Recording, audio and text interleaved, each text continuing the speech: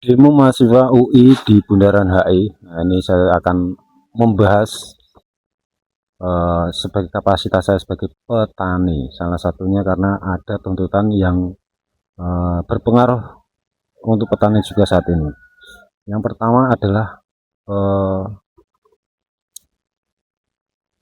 evaluasi dengan program-program pemerintah seperti MBG dan Koperasi Merah Putih. Nah, itu saya setuju banget karena memang sudah kenyataan ada ketidakpatuhan dari lembaga-lembaga yang mengurus hal tersebut sehingga menghasilkan korupsi terjadi di sektor di program tersebut. Nah, saya setuju mengenai hal itu. Dan juga dievaluasi masalah penerima MBG-nya juga. Menurut saya untuk wilayah Jawa itu nggak usah dikasih MBG karena apa? Dari awal berdirinya bangsa Indonesia ini, wilayah Jawa adalah wilayah yang sudah diberikan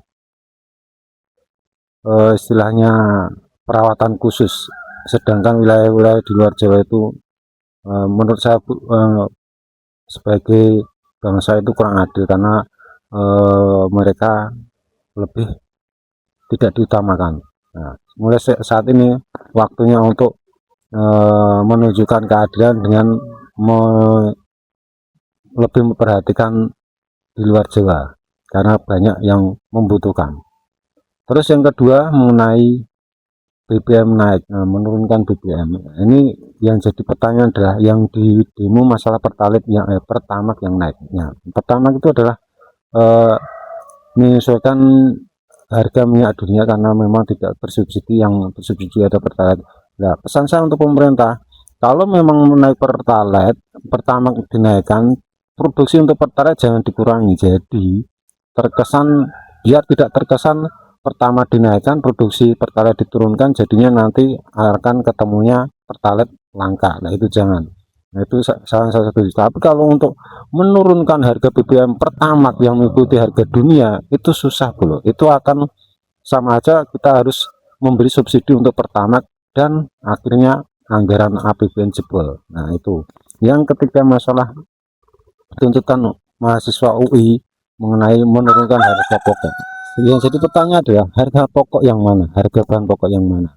Kalau harga pokok bahan yang beras atau bahan pokok beras itu begini ya, saya sebagai petani saat ini, dari dulu Presiden Indonesia baru kali ini pemerintah benar-benar menerapkan sistem HPP dan HET.